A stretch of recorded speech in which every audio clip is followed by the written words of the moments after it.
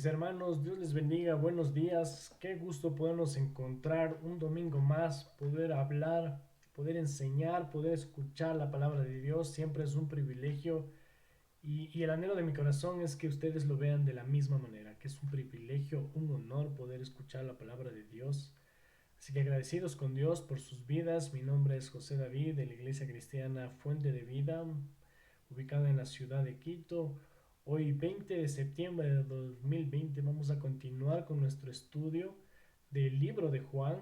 Hemos llegado ya al capítulo 20, vamos a empezar desde hoy el versículo 11 y si Dios nos permite vamos a terminar este capítulo el día de hoy. Así que antes de empezar quiero invitarte a que podamos cerrar nuestros ojos y oremos. Padre amado Señor, gracias Señor le damos por este tiempo que tenemos para aprender su palabra. Quiero pedirle Señor en el nombre de Jesús que sea usted perdonando nuestros pecados, Padre, que sea usted redarguyéndonos, Señor, de todo pecado, de toda maldad en nuestras vidas, Padre bendito. No queremos que nuestro pecado sea una interferencia para escuchar su palabra. Así que pedimos, Señor Jesús, entendimiento, sabiduría, y que sea usted, Señor, obrando en nuestros corazones a través de su palabra. Que el día de hoy, Padre, su palabra sea ese alimento sólido para nuestras vidas. En el nombre de Jesús. Amén. Amén. Bueno, mis hermanos, como mencioné, estamos ya en el versículo 11, capítulo 20. Así que quiero invitarte a que abras tu Biblia. Juan, capítulo 20, versículo 11. Antes de empezar, me gustaría, haciendo un pequeño resumen, tal vez un pequeño contexto de lo que estamos viendo hasta este momento en el libro de Juan, un poco más las últimas predicaciones. En el capítulo 19, perdón, habíamos estudiado el padecimiento de Jesús, el cumplimiento perfecto de Jesús al plan de redención de Dios. Veíamos cómo cosas del Antiguo Testamento se están cumpliendo a cabalidad con Jesús. Recordemos también que todo lo que estamos estudiando desde el capítulo 19 está sucediendo en la celebración de la Pascua, esa celebración judía que conmemoraba la liberación de Dios que Dios le dio al pueblo de Israel sobre el pueblo sobre Egipto, ¿no?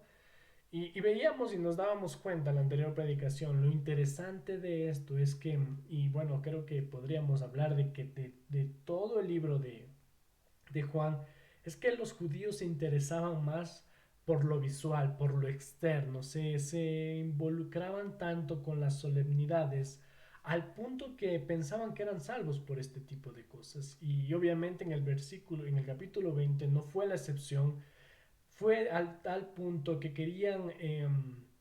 lo único que querían era bajar pronto los cuerpos que habían sido crucificados, el de Jesús y de las otras dos personas, para celebrar pronto la Pascua. Una naturaleza hipócrita de los fariseos, de la humanidad, podría decir, no solo de los fariseos, de la humanidad como tal, algo que no ha cambiado hasta el día de hoy. Y algo de los puntos más importantes de la prédica de la anterior semana determinábamos que la muerte es segura para todos, ¿sí? El pastor nos llamaba a reflexionar acerca de que el hombre ha sido capaz de participar y lograr ciertos avances en temas científicos, en temas de medicina, de arte y otros campos más, obviamente por la misericordia de Dios, pero reflexionábamos que jamás ha podido entender ese misterio de la muerte.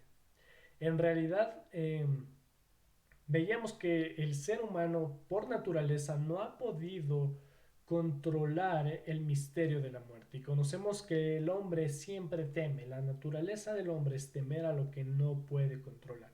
Y tomábamos como ejemplo el virus que estamos atravesando actualmente en este 2020, eh, el cual está matando a mucha gente.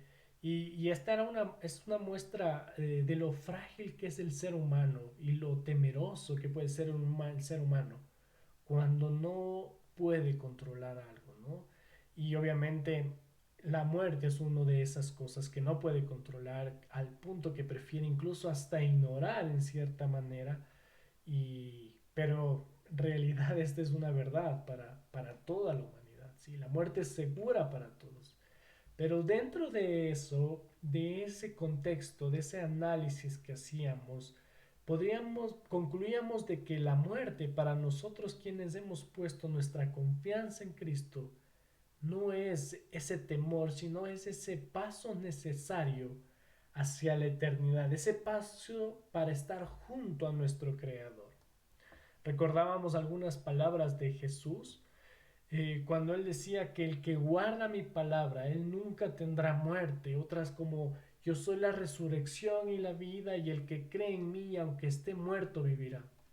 Una frase con una recompensa inmemorable para nosotros, un ofrecimiento sin igual que el único que puede hacer ese ofrecimiento es Jesucristo, es Dios mismo hecho carne, es Dios nuestro Señor, es el único que puede ofrecer vida eterna a pesar de la muerte. Y esa era nuestra confianza, nuestra esperanza que podemos transmitir a otros. También hacíamos un pequeño recorderis de quién era José de Arimatea, quién era Nicodemo. Definíamos que eran hombres importantes, maestros de ese entonces del Sanedrín, que en su principio Nicodemo incluso buscó en lo secreto al Señor Jesús. Pero en este capítulo 20 ya vimos que ya no les importaba tanto esto de estar en secreto, su reputación, lo que podrían decir los demás. Incluso el hecho de esas solemnidades que hablábamos antes de que tenían los judíos y los fariseos, ¿no? Sino que ahora ya entendieron de que Jesús era el Cordero de Dios y ahora intentaron darle esa sepultura, buscar esa sepultura conforme a lo que Jesús es Dios mismo, ¿no es cierto? Y ahora vamos a ver un poco el contexto de lo que está pasando ahorita en el capítulo 20 hasta este versículo 11 y también lo que vamos a avanzar el día de hoy. Podríamos decir que los discípulos y los seguidores de Jesús no esperaban en sí la resurrección de Cristo. Hasta este momento podríamos definir de que los discípulos de Jesús no habían entendido realmente todas las palabras de Jesús. Ellos pensaron que con la muerte de Jesús todo había terminado para ellos. Sus expectativas del reino parece que habían quedado hasta ahí. En otras porciones de las escrituras podemos visualizar que muchos de ellos eh, se escondieron, que se dedicaron incluso a hacer otras cosas de las cuales antes que se dedicaban antes de ser llamados por Jesucristo. Y entonces definíamos y podemos definir más bien que a pesar de que Jesús siempre advirtió y recordaba a sus discípulos lo necesario que era eh, morir y resucitar, obviamente para darnos vida eterna, los apóstoles y sus seguidores nunca entendieron esto, lo que estaba pasando en realidad hasta Jesús. Y recordemos, una de esas pruebas es la primera reacción de María Magdalena al ver la piedra abierta. El primer pensamiento de ella no fue, bueno, mi Señor Jesucristo, se está cumpliendo lo que mi Señor Jesucristo dijo que iba a resucitar. No, el primer pensamiento de ella fue, las autoridades religiosas robaron el cuerpo del Señor Jesús. Eh, Pedro y Juan también en el versículo 20 del 1 al 10 pudimos darnos cuenta que tuvieron la misma reacción. Ellos no dijeron tranquila María, recuerda lo que Jesús dijo acerca de que iba a resucitar, de que era necesario que Él muriera y que resucitara. No lo dijeron de esa manera, sino que angustiados de igual manera salen corriendo pensando en que María quizás no vio bien en la oscuridad, quizás se había equivocado de tumba, no sabemos en realidad qué pudieron haber pensado, lo que sí sabemos es que hasta este momento no pensaban en que Jesucristo ya había resucitado. El día de hoy vamos a estudiar el versículo 11 al 31 como lo mencioné y vamos a seguir estudiando y yo podría definir como el hecho histórico más importante de la humanidad. ese hecho que ha marcado una diferencia, un antes y un después en la humanidad, y creo que en el universo entero, un hecho sobrenatural que cambió el destino de todo el universo para siempre, la resurrección de mi Señor Jesús. Por eso la prédica del día de hoy se llama la resurrección de Cristo, el paso al nuevo pacto. La resurrección de Jesucristo, el paso al nuevo pacto. Y bueno, esta vez no lo vamos a leer todo lo que vamos a estudiar por cuestiones de tiempo. Podemos ver que la porción es bastante extensa, entonces primero vamos a leerlo por porciones, ¿sí? Entonces primero quiero que abramos nuestras Biblias, Juan capítulo 20, versículo 11. Vamos a leer del 11 al 15, por favor, ¿sí? Del 11 al 14 vamos a leer primero, ¿ya? La palabra de Dios dice: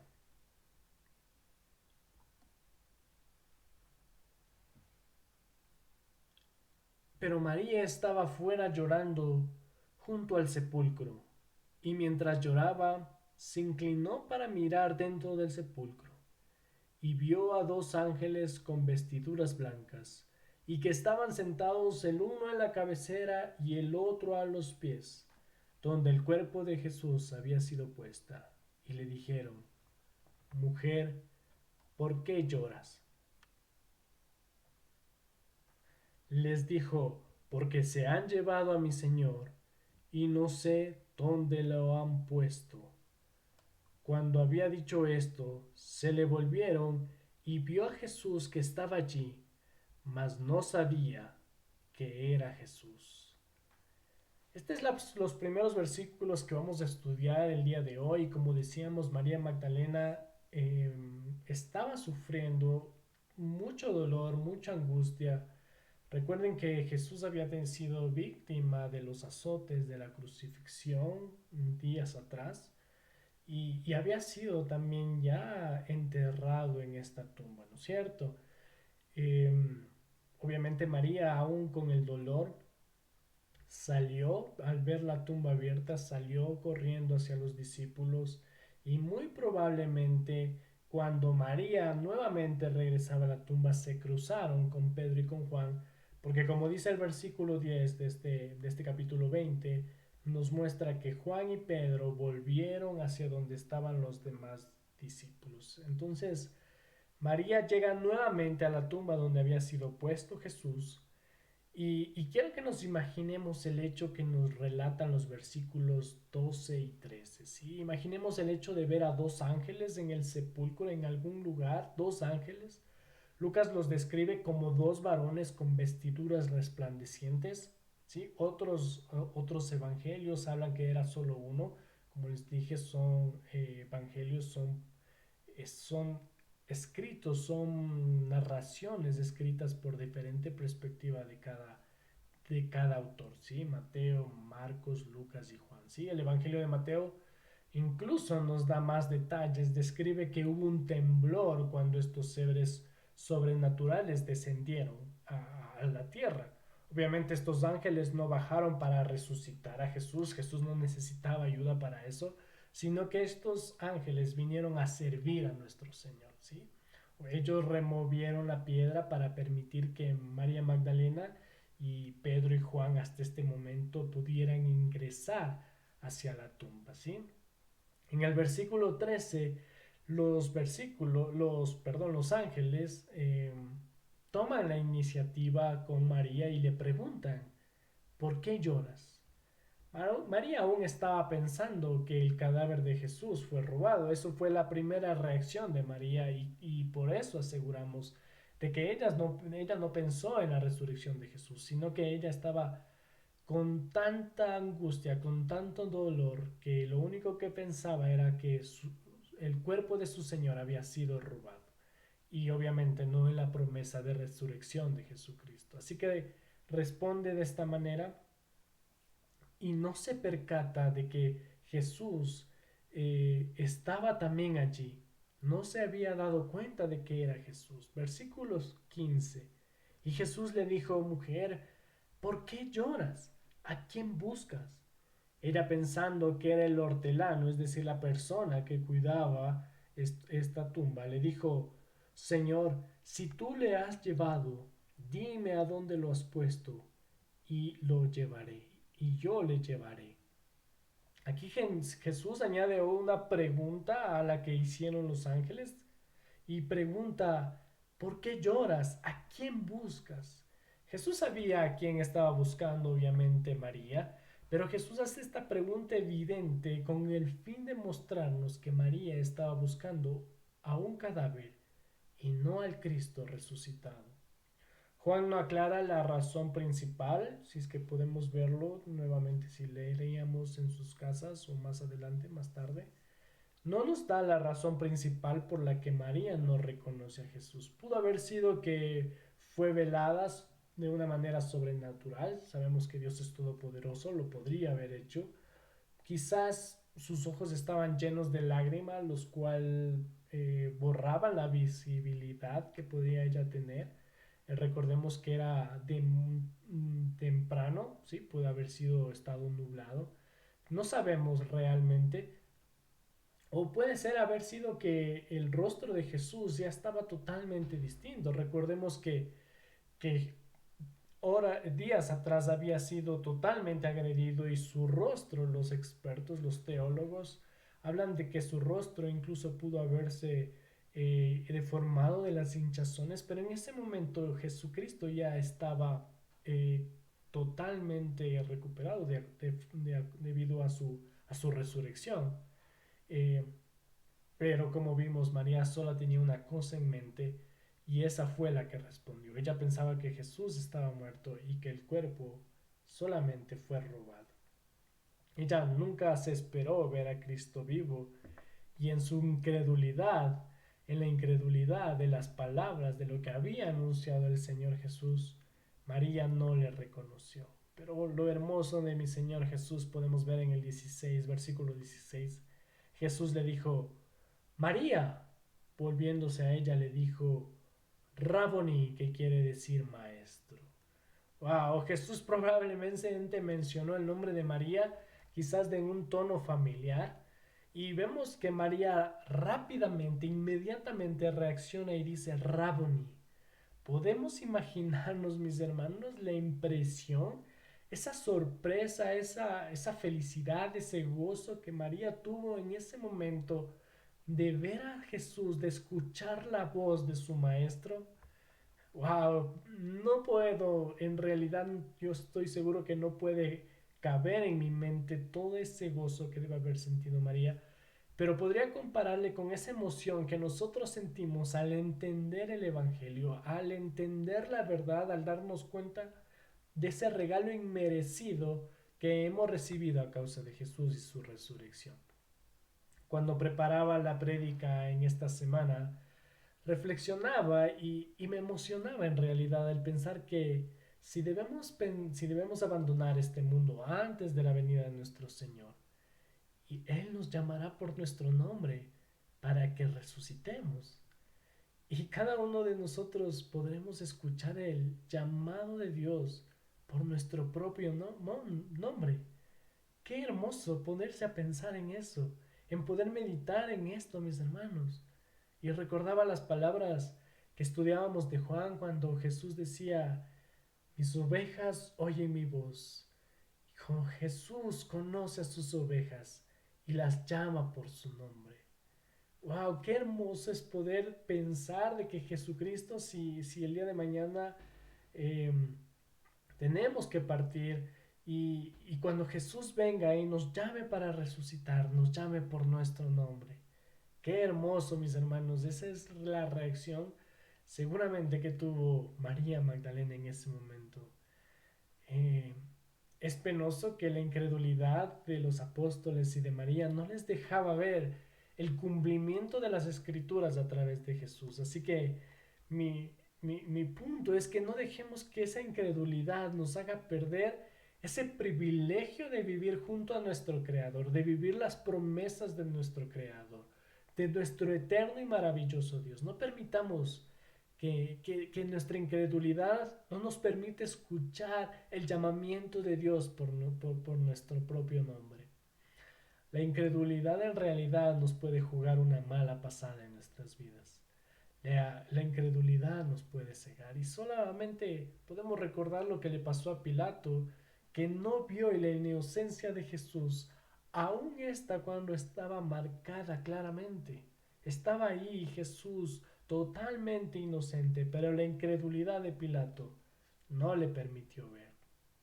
Mis hermanos, algo que resalta Juan, y además del hecho de que Jesucristo, de la deidad de Dios, otra cosa, implícitamente Juan también nos habla de que no seamos incrédulos, que, que esa incredulidad no nos haga perdernos del amor y de la bondad de Dios en nuestras vidas. Que Dios permita ver una luz en medio de tantas tinieblas, amados hermanos. Versículo 17. Jesús le dijo, no me toques porque aún no he subido a mi Padre. Mas ve a mis hermanos y diles, subo a mi Padre y a vuestro Padre, a mi Dios y a vuestro Dios.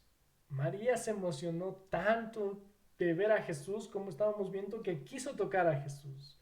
Jesús subió al Padre antes de su aparición con los otros discípulos, como vamos a ver más adelante.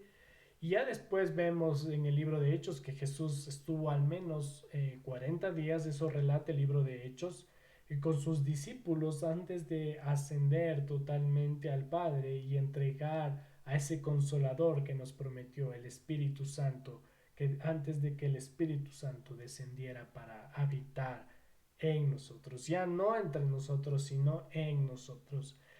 Algo muy importante y que quiero que notemos en este versículo 17 es cómo Jesús ahora se dirige a sus discípulos.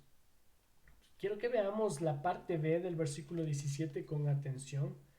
Aquí el Señor Jesús ya se dirige a sus discípulos como mis hermanos. Ya no como siervos, como amigos, sino como hermanos. Y utiliza el pronombre, el posesivo mis. Se dirige como mis hermanos. Solamente a través de la obra de Jesús fue posible restablecer una nueva relación entre Dios y el hombre. La palabra de Dios nos dice que antes de llegar a Cristo éramos enemigos de Dios. El libro de Juan habla que Jesús nos dijo que éramos hijos del diablo antes de llegar a Jesucristo. Pero Jesús, pero Dios mismo, a través de esta obra preciosa de la resurrección, restableció esta relación para que podamos ser llamados hijos de Dios. ¡Wow! Si nos quisiéramos poner específicos y minuciosos con la palabra de Dios, podríamos decir que a partir del versículo 1 de este capítulo 20 de Juan, o que a partir de este versículo 14, donde se aparece Jesucristo resucitado, por aún ser más exactos, empezó en realidad el Nuevo Testamento, empezó en realidad el nuevo pacto. Sé que nuestras Biblias separan el Antiguo Testamento con el Nuevo Testamento entre los libros de Malaquías y Mateo, sí, pero en realidad no fue hasta que Jesucristo resucitó entre los muertos y estableció ese nuevo pacto entre Dios y la humanidad que empezó el Nuevo Testamento, que empezó ese nuevo pacto. Como dije en un inicio, estamos ante el hecho más grande, más espectacular y más trascendental de la historia de la humanidad, mis hermanos. Estoy seguro que el único hecho que podrá compararse a este hecho en la historia de la humanidad es la segunda venida de nuestro Señor Jesús. Mis hermanos, estamos estudiando el hecho más importante jamás visto. Y esto debería llenarnos de emoción, de confianza, de esperanza, porque en realidad Jesucristo resucitó entre los muertos. Este hecho es el inicio del nuevo pacto, el inicio de lo que conocemos el Nuevo Testamento, un pacto de gracia. Quiero que que abramos nuestras Biblias en Jeremías. Abramos nuestras Biblias, por favor, Jeremías 31. ¿Sí? No lo pierdan de Juan, por favor, ya regresamos. Juan 31, del 31 al 34 vamos a leer, por favor. La palabra de Dios dice: He aquí vienen días, dice Jehová, en los cuales haré un nuevo pacto con la casa de Israel y con la casa de Judá. No pongo como el pacto que hice con sus padres el día que tomé su mano para sacarlos de la tierra de Egipto, porque ellos invalidaron mi pacto, aunque yo fui un marido para ellos, dice Jehová. Pero este es el pacto que haré con la casa de Israel después de aquellos días, dice Jehová. Daré mi ley en su mente y la escribiré en su corazón, y yo seré a ellos por Dios, y ellos me serán por pueblo. Y no enseñarán más a ninguno a su prójimo, ni ninguno a su hermano, diciendo: Conoce a Jehová, porque todos me conocerán, desde el más pequeño de ellos hasta el más grande, dice Jehová, porque perdonaré la maldad de ellos y no me acordaré de su pecado. Mis hermanos, nuevamente resalto, y creo que en la predicación, a lo largo de la predicación del día de hoy, estamos ante el hecho más importante en la vida, en la historia de la humanidad. El inicio de ese nuevo pacto, de ese pacto de gracia. En Jeremías veíamos que Dios promete a su pueblo de que ya no escribirá su ley sobre las tablas de piedra, sino que lo hará en el fondo de nuestros corazones, en nuestras mentes. Y la ley será como un objeto de amor y de deleite. Y como digo, será escrito en nuestros corazones y nuestras mentes. ¡Qué privilegio, mis hermanos de pacto! ¡Qué privilegio, mi hermano! Este pacto hermoso, este pacto perfecto que Dios estableció entre el hombre y Dios. Charles Spurgeon menciona que Dios Padre se refirió a Dios Hijo de esta manera para el nuevo pacto. Abro comillas.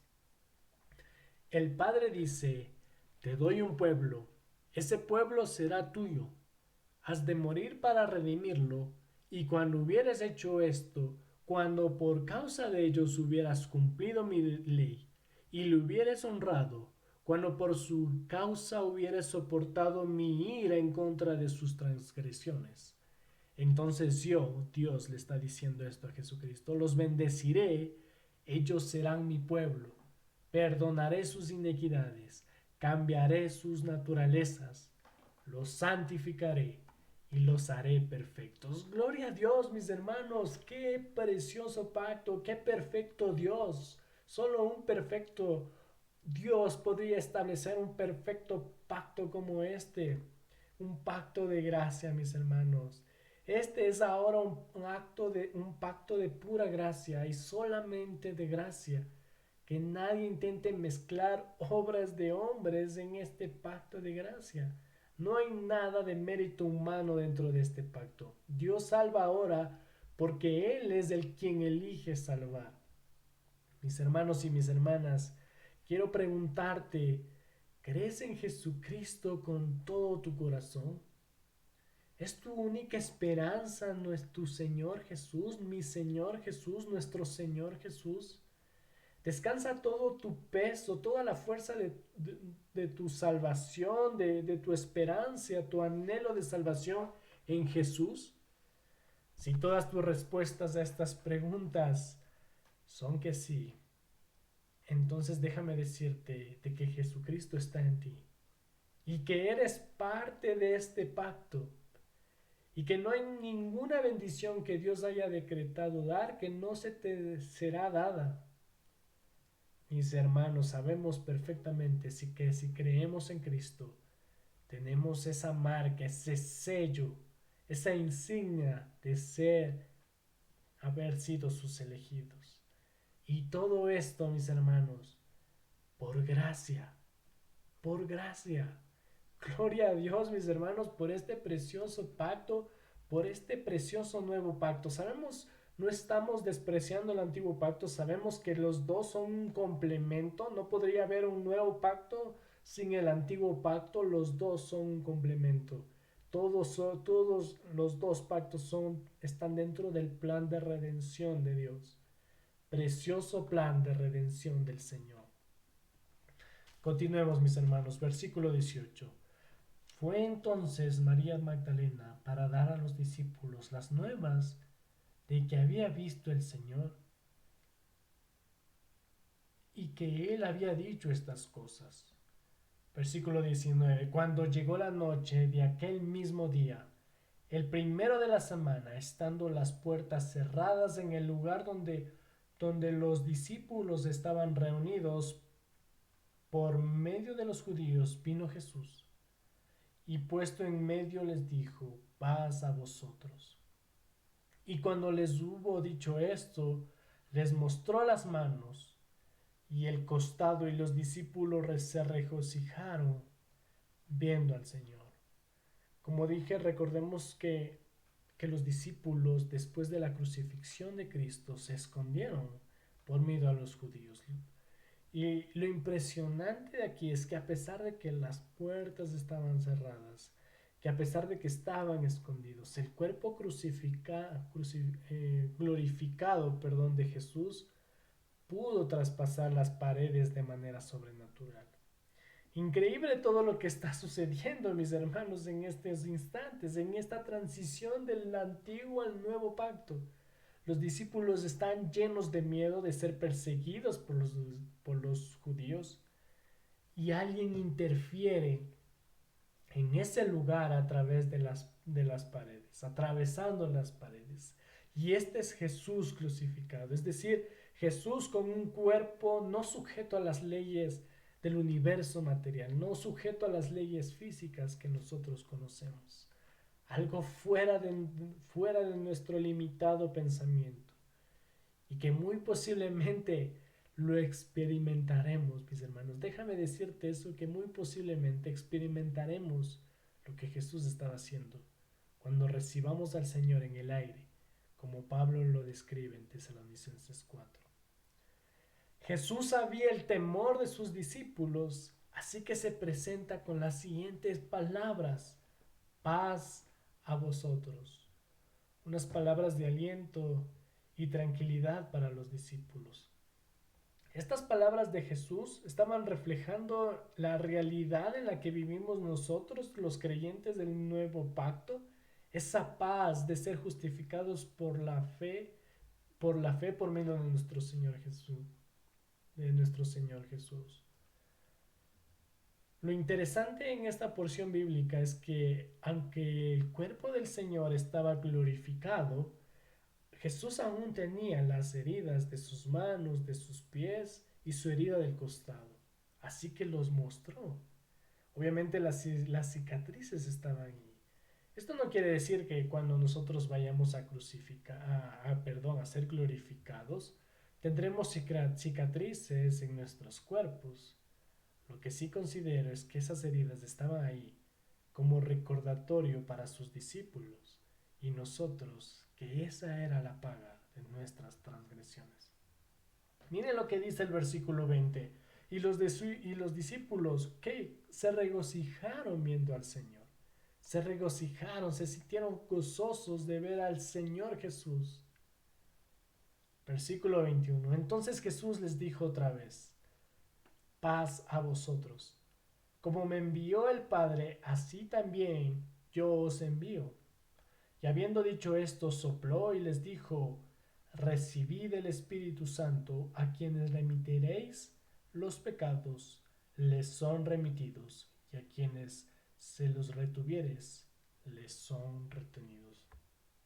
Es hermoso cómo en este versículo 21, en el versículo que acabamos de leer, el Señor Jesús ahora les está enviando a los apóstoles al mundo como el Padre le había enviado a Jesús.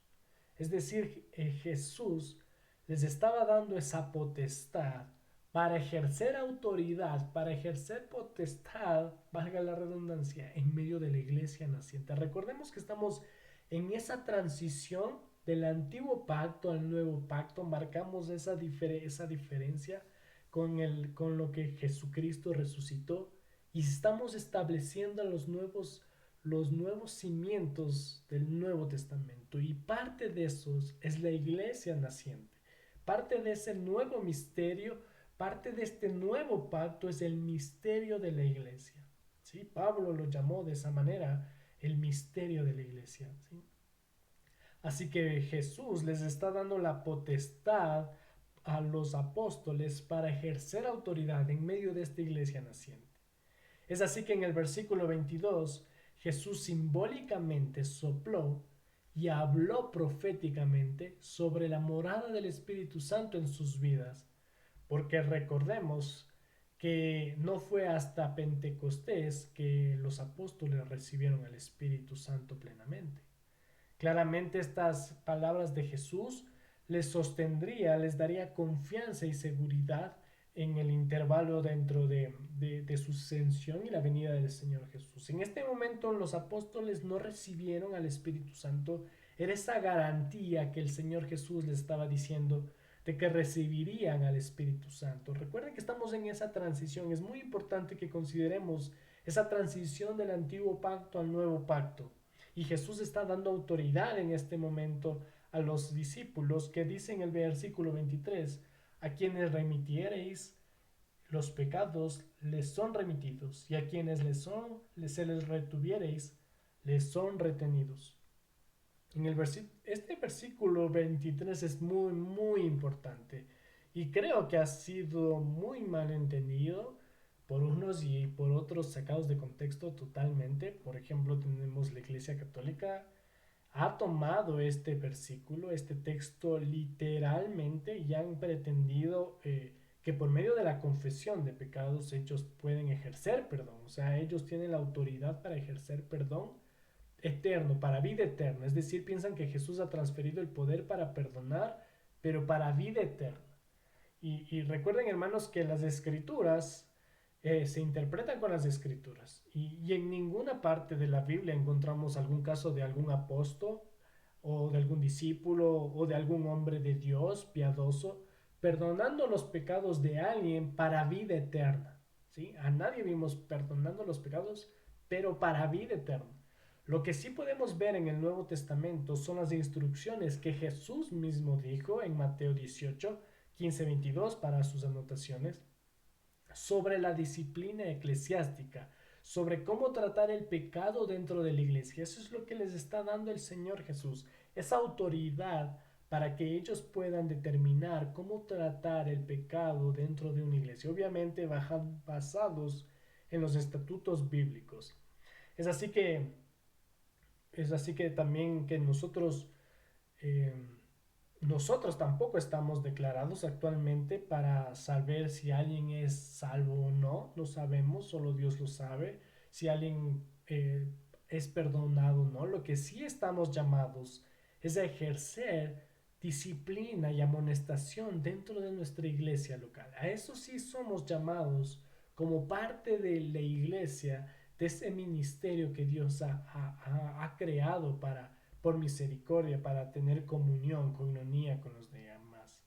Cuando leemos el versículo, el texto, la porción bíblica que cité con anterioridad, Mateo 18, podemos entender que las autoridades pastorales tienen esa autoridad dada por Dios para expulsar, para redimir, para reprender, para amonestar, para exhortar a cualquier hermano de la iglesia según sea el caso de un pecado en específico. Así que si el día de hoy, mi hermano, tú que por gracia eres un líder, un pastor de tu iglesia local, tienes que amonestar o redimir a algún hermano, tienes que hacerlo, mi hermano. Hazlo, porque esta es la autoridad dada por Dios para la restauración y el crecimiento en santidad de la iglesia. Y cuando se hace un juicio basado en la palabra de Dios, cuando se hace un juicio conforme a la voluntad de Dios, debemos de estar seguros de que Dios está de acuerdo también. Y claro, y tú también, líder, pastor, miembro de una iglesia local, si recibes en algún momento alguna amonestación, alguna exhortación por parte de cualquier miembro de la iglesia, con humildad, cualquier exhortación basada en la Biblia, quiero invitarte a que lo puedas asumir con humildad, para que podamos glorificar el nombre de Dios. Recuerden que todo lo que hacemos es para glorificar el nombre de Dios. Entonces, si es necesario exhortar a alguien, amonestar a alguien, conforme a la palabra de Dios, hazlo, hazlo. Si tienes que aceptar una exhortación, una amonestación, hazlo. Eso es para la gloria de Dios. Tiene que ser conforme a la palabra de Dios. Tiene que ser conforme a la voluntad de Dios. No a lo que yo piense o lo que yo piense que es correcto, sino a la palabra de Dios. Y recordemos cómo los puritanos vivían aplicando este principio bíblico. Ellos buscaban apartar todo lo impuro y la mala influencia dentro de la iglesia. Ellos estaban conscientes de que la iglesia debe actuar bajo la autoridad de Dios. La autoridad máxima dentro de una iglesia local, dentro de una verdadera iglesia de Cristo, es la palabra de Dios.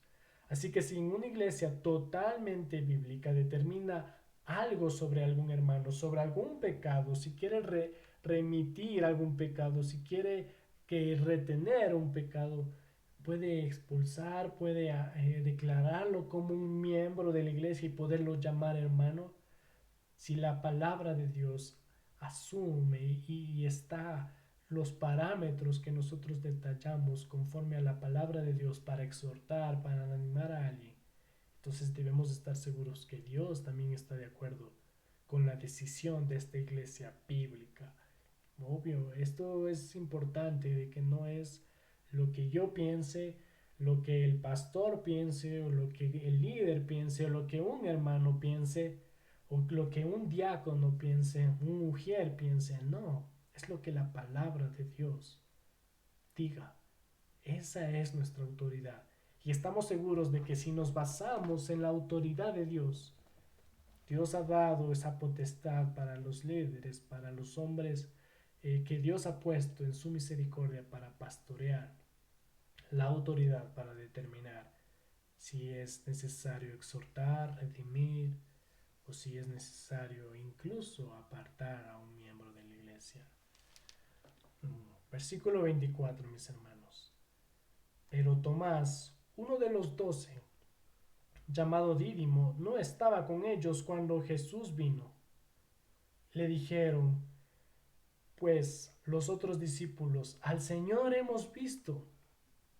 Él les dijo, si no viera en sus manos la señal de los clavos, y me tiene mi dedo en el lugar de los clavos, y me tiene mi mano en su costado, no creeré. 8 días después estaban otra vez sus discípulos dentro, y con ellos Tomás. Llegó Jesús, estando las puertas cerradas, y se puso en medio y les dijo, paz a vosotros. Luego dijo a Tomás, pon aquí tu dedo y mira mis manos. Acerca tu mano y métete en mi costado. No seas incrédulo, sino creyente. Realmente no sabemos la razón por la cual Tomás no estaba con los demás cuando Jesús apareció por primera vez, lo que acabamos de leer. Hasta este momento seguramente los otros 10 apóstoles que habían visto a Jesús estaban hablando, emocionados, hablando sobre lo que Jesús había resucitado, se les había aparecido, y Tomás no quiso escuchar, no, tal vez escuchó, pero no lo que quería creer. Tomás, en su escepticismo hacia lo que otros apóstoles estaban hablando, la palabra de Dios dice que puso una condición para creer, ¿sí? Esta condición era ver, tocar a Jesucristo, y ahí creería. Obviamente Tomás tenía suficiente evidencia para creer lo que los otros apóstoles le estaban diciendo. No era, eran 10 contra uno de lo que habían visto. No era, como digo, no era solo uno el que había visto. Y obviamente no solo es eso, sino que se estaba cumpliendo lo que Jesús había anunciado, lo que el Antiguo Testamento había anunciado. Y además de que obviamente Tomás no era un desconocido, había visto los milagros sobrenaturales que hizo el Señor Jesús, ¿no? Durante todo su ministerio. Pero a pesar de esto, Tomás no creyó. En el versículo 26 nos indica que 8 días después estaban otra vez sus discípulos y Jesús apareció. ¡Wow! ¡Cuánta misericordia de Jesús! Volvió a aparecer y no reprochó a Tomás, sino que Jesús mostró compasión y le ofreció las pruebas que él demandaba. Le mostró, le dijo, ¿quieres tocar? Toca. ¿Quieres ver las cicatrices, las heridas de mis manos, de mi costado? Tócalas. Esto no nos muestra que Tomás extendiera sus manos para tocarle y pensaríamos que verlo cara a cara a Jesús era prueba suficiente para ya no dudar más. Y estas palabras de Tomás nos deben recordar a esas personas que al igual utilizan condicionales para poner su confianza en Cristo. Tal vez muchas veces has escuchado o has pensado gente que pone condicionales o tú mismo has puesto un condicional para confiar en Cristo. Palabras como si solamente pudiera ver o si solamente pudiera tocar o si solamente sentiría algo, si solamente mi familia se restaurara, si solamente tuviera tiempo o si solamente tuviera alguien que me enseñe porque no sé cómo empezar o si solamente no tendría este problema, esta enfermedad, entonces ahí sí creería en Dios. Prédicas atrás, recuerdo versículo 14, versículo 15, estudiábamos y reflexionábamos la gran evidencia que tenemos a nuestro alcance, cada uno de nosotros. Y uno de ellos, si queremos ser igual de tachistas, es ese milagro de levantarnos cada mañana y entender el Evangelio. Es otro precioso milagro. Ese es un milagro que refleja la providencia de Dios, la soberanía de Dios. Y obviamente Dios en su misericordia permitió que sus milagros, que sus acciones dentro de su ministerio fueran escritos dentro de los libros de los evangelios para que podamos nosotros creer. Entonces el problema no está en la falta de evidencia o en las circunstancias, sino el problema está en la incredulidad de nuestro corazón. A mí me gusta mucho Primera de Corintios 18:31 para que puedan anotarlo después. Y es hermoso ver cómo nos muestra Pablo las razones por las cuales la gente no quiere creer en Dios y en su palabra. Una de ellas es porque obviamente la palabra de Dios no se ajusta a los intereses, a lo que buscan las personas y por eso prefieren desechar la verdad. Otra de las razones que nos da Primera de Corintios 18 al 31 es que eh, Dios ha cegado la verdad del Evangelio ante la sabiduría humana. O sea, no viene por providencia, por conocimiento humano, el entendimiento a la verdad. Y la última razón es que señala es que Dios eligió lo vil del mundo para que a través de su obra, la vida de ellos, a través de la vida de ellos, Dios sea glorificado. Nadie quiere ser lo vil, nadie quiere aceptar que es lo vil del mundo. Versículo 28, mis hermanos. Vamos terminando. Entonces Tomás respondió y le dijo, Señor mío y Dios mío. Jesús le dijo, porque me has visto, Tomás, creíste. Bienaventurados los que no vieron y creyeron. Aquí me encanta la confesión, esa confesión extraordinaria que demuestra el señorío y la divinidad y deidad de Cristo. Estamos ante un testimonio que está haciendo Tomás, el escéptico Tomás, eh, diciendo, utilizando 5 palabras para poder resumir cómo Juan podría caracterizar a Cristo. Como digo, pues si pudiéramos resumir cómo Juan describe a Jesús en su evangelio. Podríamos utilizar estas palabras de Tomás: Señor mío y Dios mío. Tomás está declarando con firmeza la deidad de Dios, algo que describe Juan a lo largo de su evangelio, y Tomás lo está eh, resumiendo con estas palabras: Señor mío y Dios mío. Señor omnipotente, le está diciendo: Señor soberano eres tú, digno de gloria y honor. Dios eterno, Rey del universo, Jesucristo, Señor mío y Dios mío. Y obviamente Jesús nos da unas palabras de aliento para quienes no pudimos estar ahí. Y dice que bienaventurados los que no vieron y creyeron. Nosotros no hemos visto, pero por los testimonios de estos hombres hemos creído. Y porque hemos visto a Dios actuar en nuestras vidas. Es una bendición especial, mis hermanos. Gloria a Dios. Qué hermoso Jesús. Siempre pensando no solo en ese momento, sino para los que hemos de creer y los que han de creer en Cristo. Versículo 30. Hizo además Jesús muchas otras señales en presencia de sus discípulos, y las cuales no están escritas en este libro.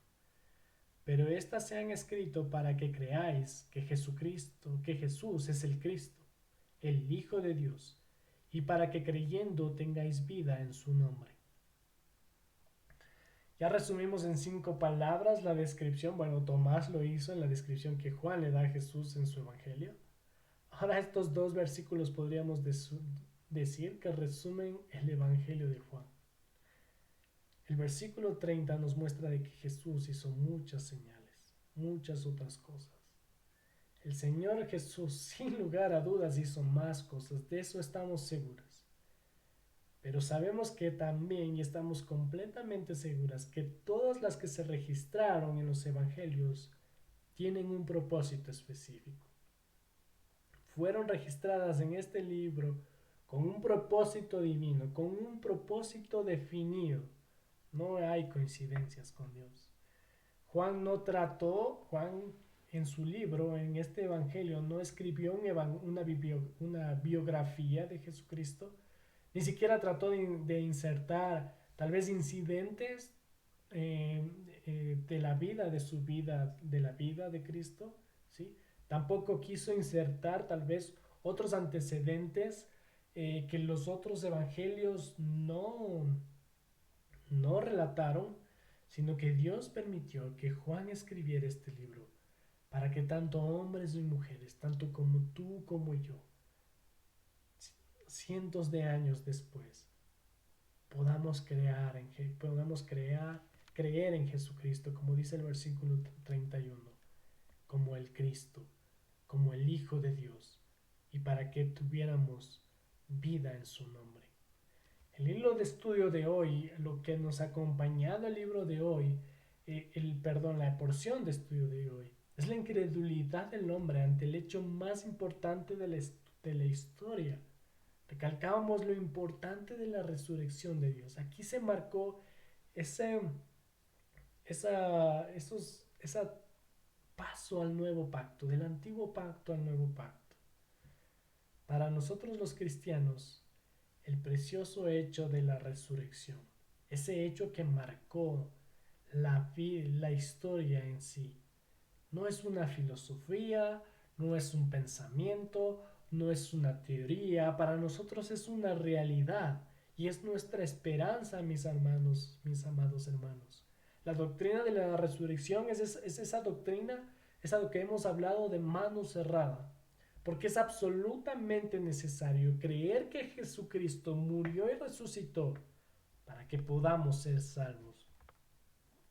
Mis hermanos, déjame decirte que si no hubiera sucedido lo que estamos leyendo el día de hoy, si no hubiera Cristo, no hubiera resucitado, nuestra fe sería en vano. No tendríamos esperanza de tener vida eterna. Pero Cristo resucitó. Cristo está a la diestra de Dios Padre. Déjame darte esta noticia hermosa de que Jesús resucitó. Y no solo eso, sino que Él prometió que todo aquel que en Él crea tiene vida eterna.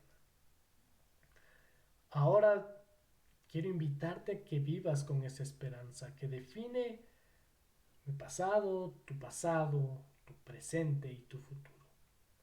Que no te afanes por tu pasado, por tu presente o tu futuro. Si en verdad crees en Jesucristo con todo tu corazón, si Jesucristo es ahora tu esperanza, si tú descansas en Él, entonces ¿de qué temer, mi amado hermano? ¿De qué temer? ¿Por qué podemos tener miedo al morir si sabemos que ese es un paso necesario para estar junto a nuestro Creador? Puedes estar seguro de que tu pasado, que tu presente y tu futuro le pertenecen a Dios. Repito, mi hermano, ¿de qué temer? Él es soberano y vivamos confiadamente porque Él resucitó. Él nos dio una esperanza de vida, una esperanza después de la muerte. Esa esperanza es la vida eterna. Esa esperanza es la que nos debe llenar de alegría, de emoción, de gozo profundo, porque entender eso es algo precioso, mis hermanos. Finalmente, una pregunta que pienso que deberíamos hacernos nosotros continuamente, quizás cada mañana, en el día a día, y que hoy quiero yo hacértela a ti, es la misma que hizo Jesús a María. ¿A quién buscas? ¿A quién buscas cuando te levantas? ¿A quién buscas en tu trabajo? ¿A quién buscas en tu hogar? ¿A quién buscas cuando escuchas la prédica? ¿A quién buscas cuando vas a la iglesia? ¿A quién buscas cuando sirves a un hermano? ¿A quién buscas en esos momentos de alegría, en esos momentos de tristeza, en esos momentos de dolor, de sufrimiento? ¿A quién buscas? ¿A quién buscas en esos momentos difíciles? ¿A quién buscas en esos momentos de bendición? ¿A quién buscas en realidad?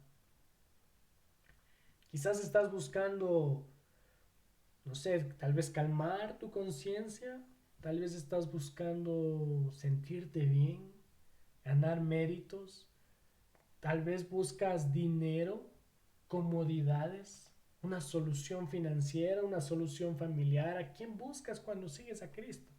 ¿A quién buscas cada mañana?